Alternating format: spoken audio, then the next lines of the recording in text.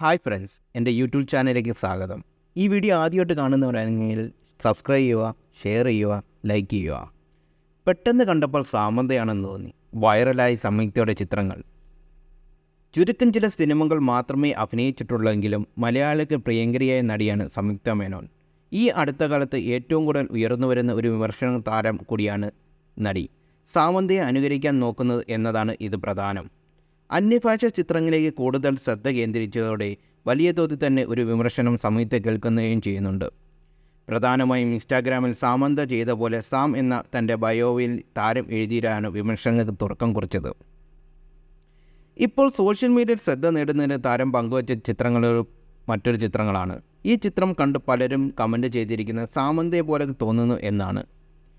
അതേസമയം സംയുക്ത സാമന്തയെ അനുകരിക്കുകയാണ് ചെയ്യുന്നത് എന്നും ചില കമൻറ്റുകൾ ചെയ്യുന്നുണ്ട്.